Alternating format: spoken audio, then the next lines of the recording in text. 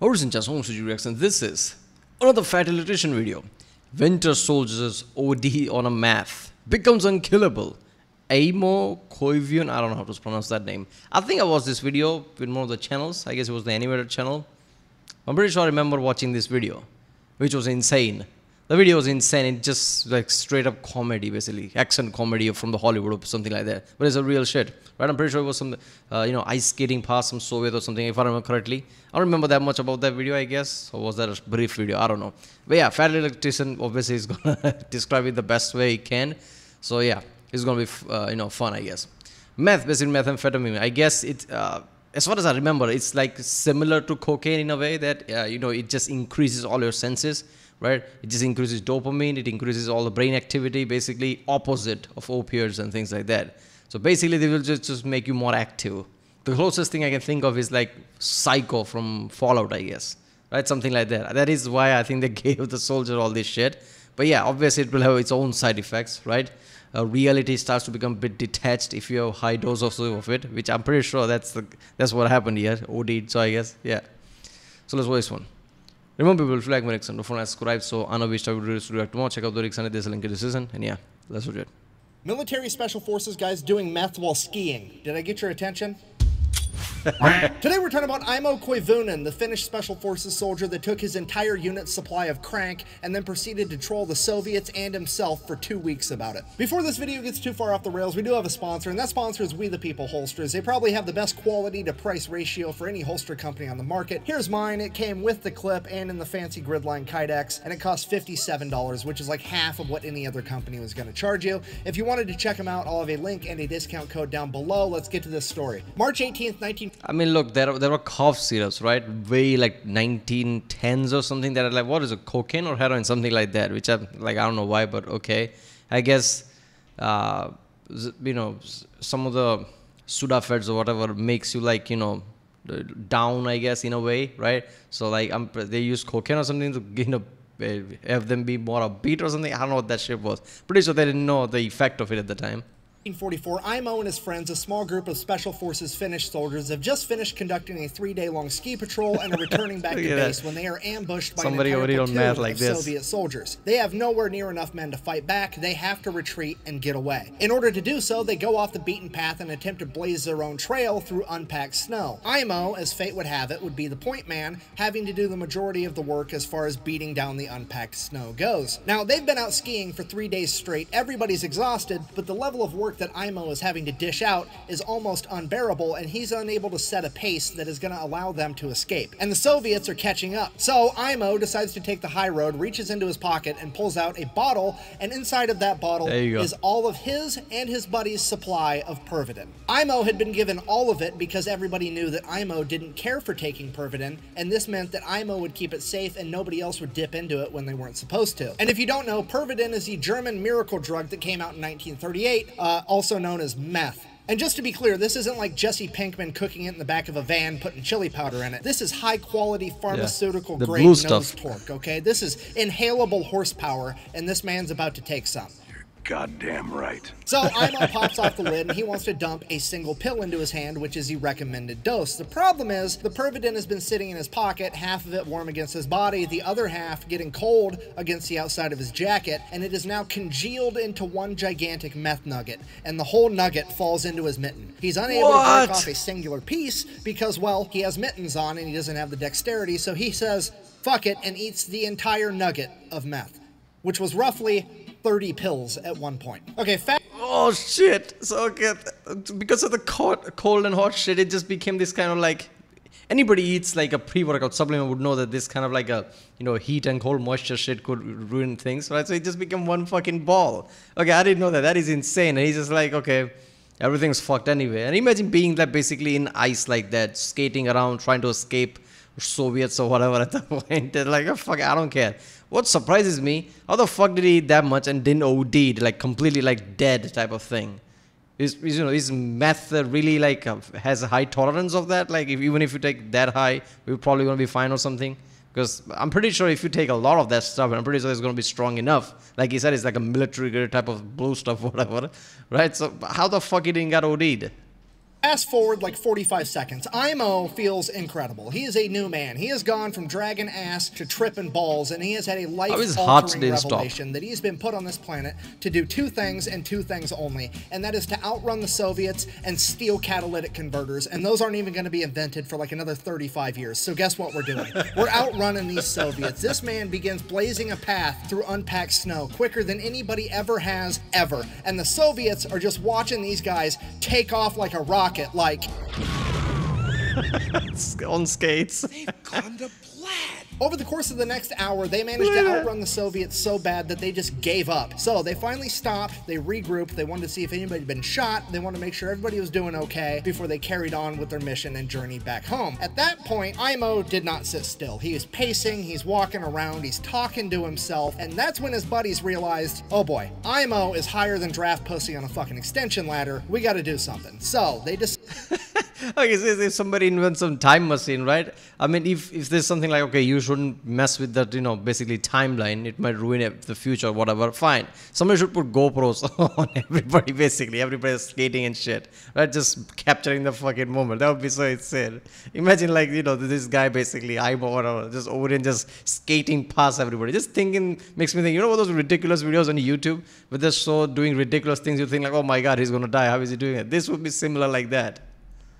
It's probably a good idea to take away all of his ammunition and his knife so he doesn't hurt himself or somebody else. So they take the ammo away from him, they turn around, they go to put it in somebody else's backpack so they can carry it, turn back around, Aimo is fucking gone. Fast forward an unspecified amount of time later, and Aimo wakes up, looks around, has no idea where he is. You see, Aimo had blacked out. And when I say blacked out, I don't mean he laid down and fell asleep. I mean he proceeded to ski 62 miles in a random direction and then laid down and fell asleep. And he is now just waking up, realizing that he has no recollection of which direction he went or came from, and he has no idea where he is. At this point, a Soviet soldier... I'm pretty sure, like, if I remember the story somewhat remotely, like, one thing that I do remember, that he crossed a lot of distance, if I remember correctly. Like, insane amount of distance during all this time.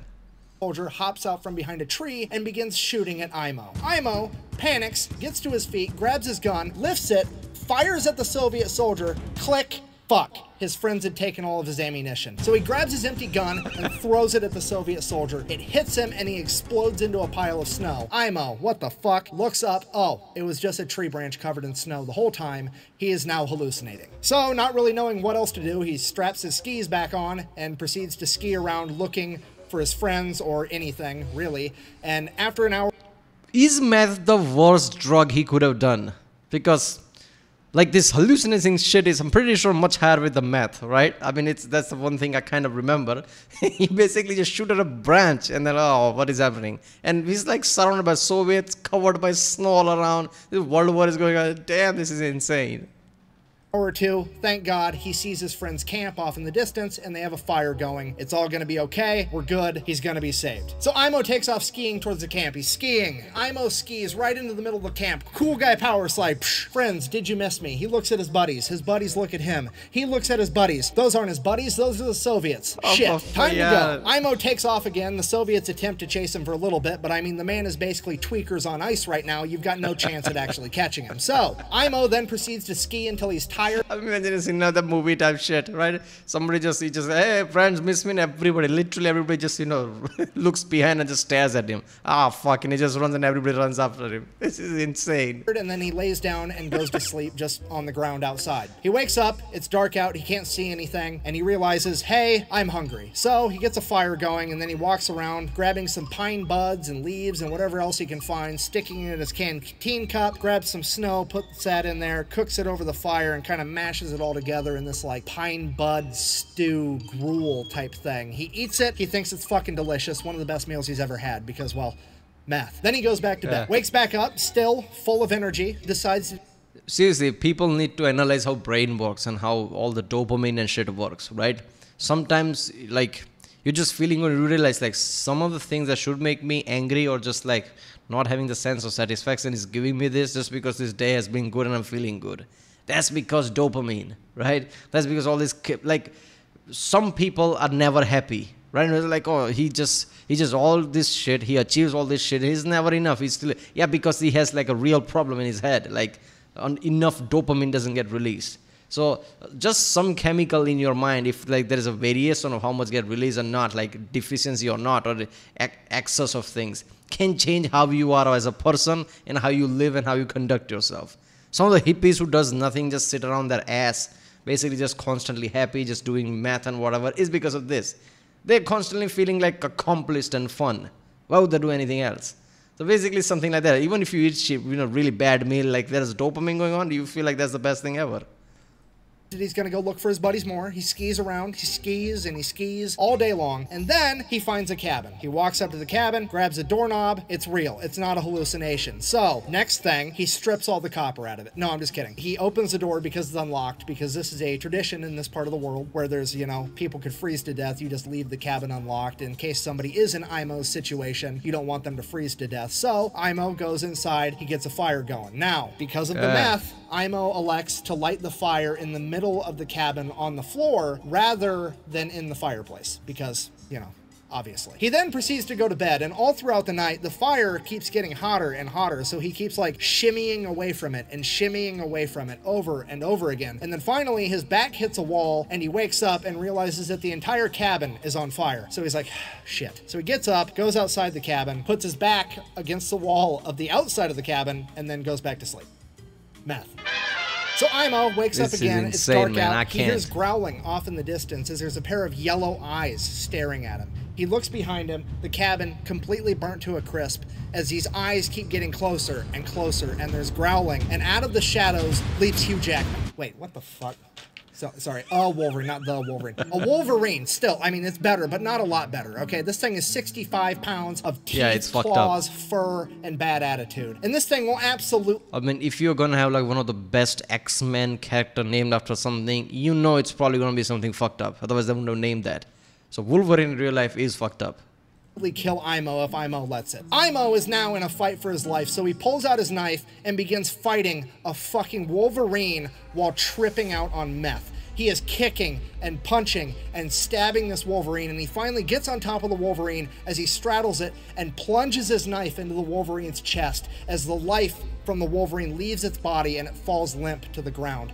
At that point, Aimo remembers, wait a minute, my friends took my knife. He looks at his knife. That's not his knife. That's his compass, and now it's broke. Shit. I mean, also kind of cool, though, because he just killed a Wolverine with... God, I can't, man. This story is just like, oh. I'm never doing math. Doesn't matter what... doesn't matter what situation I'm in. Even if, like, you know, it's like last on my bucket list and it's my end time or something, I'm never doing math. Because this hallucination shit is just like way too panicky. I don't know. Oh, wait a minute. I don't have a knife. It was my compass. How does that fucking work? This is one of those movies, right? Where they tell you something is happening, and by the end they tell you like all of it was a lie and this wasn't that thing and that was guy never, like, you know, that Fight Club type of thing where Brad Pitt was never real. There's some shit like that. Like, I don't like this shit. Come on, man. Don't snatch reality out of me. That's the one thing I hate. Come on. The compass. He looks down at the dead Wolverine. He's sitting on top of a log. He had hallucinated the entire thing again. Meth. So Aimo gets up off the log that he just killed, looking around, not knowing what to do. In the darkness of night, he sees a fire off in the distance. So he straps on his skis and starts making his way towards that fire. And he's skiing, and he's skiing, and he's skiing all night long. And he's going, and he's going, and this fucking fire is not getting any closer. It's almost like it's running from him, and he keeps going towards it longer and longer. And finally, dawn breaks, and Aimo realizes that he's been chasing the North Star, thinking it was a fire for like the last 8 hours. Because meth. So now it's morning. Aimo still... It depends, man. Like, if it's really like, you know, your condition is not your physical condition, the environment around you, like the condition is like, they're like, if it's everything pitch dark, if it's like, you know, snowstorming out there, everything that's just like, you know, like smog type, just snow everywhere, just you can barely see anything, right? North Star his light can spread and look big enough. And obviously if you're in math, those white light might look like, you know, something like fire or something. Because everything around you would be really like dark and pitch because your vision is not that great. You're on math. So it's not that far off, right? I mean, we're like, how the fuck can somebody see a star and think it's a fire? But it depends on the condition. It can really work. has no idea where he's going, so it's like, well, better find some copper. I mean, my friends. He's got to find his friends, so he just starts skiing around looking for any signs of human life at this point. And he's skiing, and he's skiing, and he's going, and he's going, and he finally comes across this abandoned German forward observational base, and he starts making his way towards it. The problem with this was, whenever the Germans abandoned something in World War II, they usually booby-trapped it, and that's what happened here, because Aimo skis over a landmine, blowing up his foot, throwing him to the ground, and Aimo's like, that's it, I'm dead for sure, there's no way I'm making it out of this, and he just lays. Yeah, I would be knocked out. I think blowing off my leg would be just enough of a pain that I would not knocked out. I know there's such thing as adrenaline that can protect you, your brain and everything depends on what you are. And I guess he was like in dangerous situation from the day one.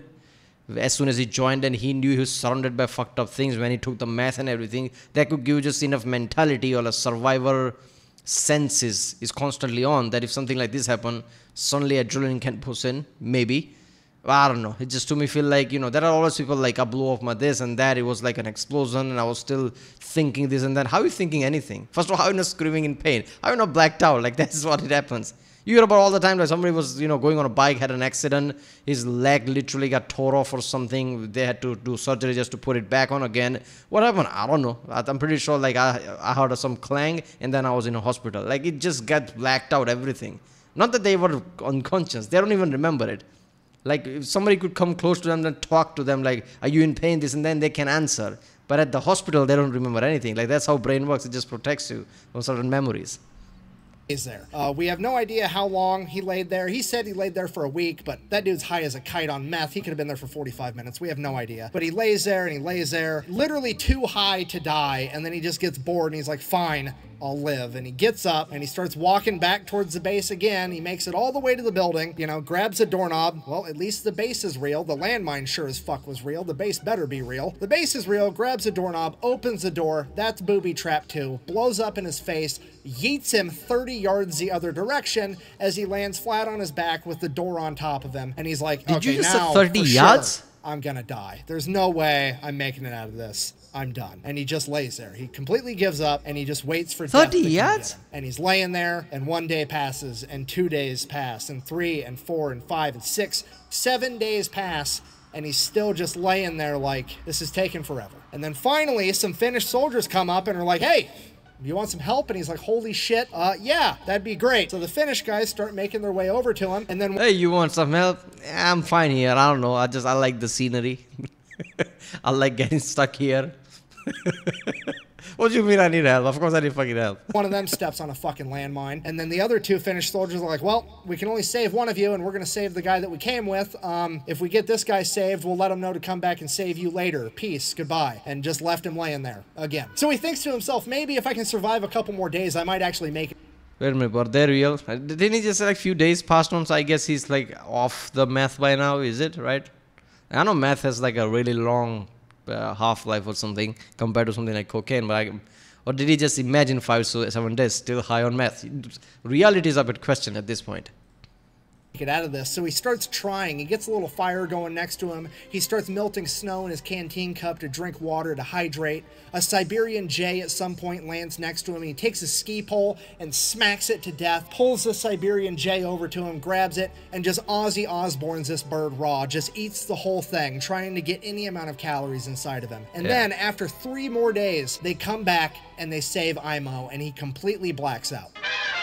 Aimo comes to, he's in a Finnish hospital where he's informed that he has been missing for 14 days, and they found him 250 miles from where he originally departed his friends. He now weighs a mere 95 pounds and has a resting heart rate currently of 200 beats per minute, 14 days after taking all of the meth. So Aimo proceeds to do the law. Wait a minute, can you survive 200 beats per minute? Isn't like, even for the, like a healthy adult, it's like 180 is like pushing the limit. Over 180 starts to become problematic. I guess some could survive, but 200 beats per minute, I don't know, isn't that like way too stressful? What was his blood pressure at that point? I know meth makes you like less hungry. That's the thing it's do, I guess. So I understand it's like, but does it increase the metabolism as well? Because look, it's, first of all, it's one thing to not feel hungry and just use your fat storages, but at the same time you need protein. Otherwise your heart stops. Your heart is muscle, right? Have you ever thought about, like, there are way too many people who are like really big, right? It has a lot of fat storage around. If they don't eat for a long time, why do they die if they already have fat storage around? Like, isn't that energy? No, but that's not enough. You need protein, otherwise your muscle goes away. So basically your heart goes away. Heart is the biggest issue when you're going hungry, I guess.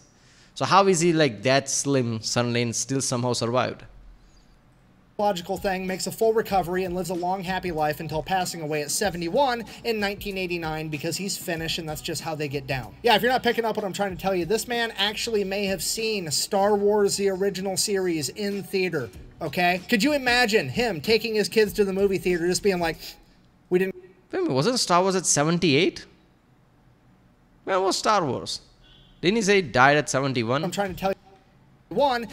The logical thing, makes a full recovery and lives a long, happy life until passing away at 71 in 1989 because he's 71 years of age at 1989. So he watched the trilogy, I guess. It was the original series in theater, okay? Could you imagine him taking his kids to the movie theater just being like, we didn't call it the Force back in my day. We called it Pervidin. Seriously, it's pretty funny that the only two Finnish soldiers that I know off the top of my head are Aimo and Aimo Hoya. Aimo, deadliest sniper of all time, over 500 kills. Aimo, the most unkillable tweaker ever. Don't worry, this story keeps going. Meth. Aimo's son was interviewed about his dad, to which he said that his dad never really talked much about his time in service, but there was one point later in Aimo's life when he decided to write in to a local newspaper that was having a competition for who had the best, craziest military story ever. And he wrote his story down, mailed it in, and he was informed, congratulations, you've got second. How the fuck did this guy get second place with this story? Did Aimo Hoya enter the same competition? Because that's the only logical explanation, other than that there was some Karen on the judge board that was like... Look, Arnold, the White Death story is insane too, but not this type of insane. It's like, it's insane in a different way. This is literal, it's like he was in high on meth. He saw everything, he saw white stars, saw fire. He stabbed a Wolverine but he wasn't there. Come on, man, are you kidding me? He didn't die after all this meth. This is the crazy, like, they really have to put criteria on, like, what does crazy mean? What is, like, the insane story we are talking about? Like, what level? I think they just went with something like, even if it's, like, not, like, crazy like this, if it's, like, a, really applaudable or something, like, really good, that I guess, transcends this or something, like, your achievement is really good, so this is better than this type of thing. Because I said insane, crazy guys, this takes the cake, come on. I don't know, this story seems a little too unbelievable if you ask me. Yeah. To which my argument is, look at him. Do you think that guy's lying about this story? Do you really? Because homeboy looks like he's about to hit a T intersection and go straight, okay? That's not hair product. He just moves that fucking fast now. There's no way he's lying about this story, and I'm legitimately mad he didn't win this fucking competition for some reason. Okay, this story's getting out of hand. We need to end this video. I guess, in conclusion... There has to be... I mean, is this story just exists because he told it, or there are other people who corroborated as well, like the people who he saw come across or whatever, some Soviet later on confirmed it or something. I hope it's just his story, because if it's just his story, I mean, I'm not saying he didn't get OD'd on meth, but even he was questioning his realities, or even whatever is real, how credible is that? He wasn't high on meth. I don't know.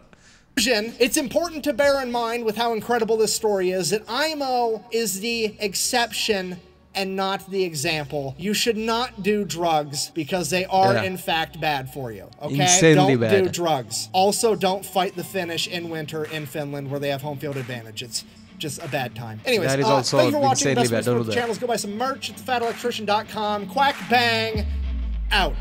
So Aimo decides to take the high road, and if you don't know. There is more in the end, as people tell me. A fucking Siberian Jay lands remotely close to him. He takes a ski pole, fucking whatcha! Grabs this. Oh, I hate everything.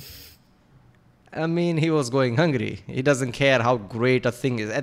See, whenever you're comfortable, that's when you try to take in the environment and see importance beyond survival. That's why Renaissance was when it was, right? They start to become a bit more comfortable so they can think about art. They're not going to think, oh, it's like a blue jay. No, fuck that, I'm hungry. Come here. God, this is so good. This is so insane, I'm not going to lie. This story is so good, right? Seriously, man, drugs are never good. right? I mean, there's a reason why. See, what we find it funny, one thing I've really analyzed, that only things that we consider ridiculous is what we find it funny. Where somebody falls down and we laugh, and like, what, are you evil? Why are you laughing? No, it's like because in your mind, people don't just fall down, right?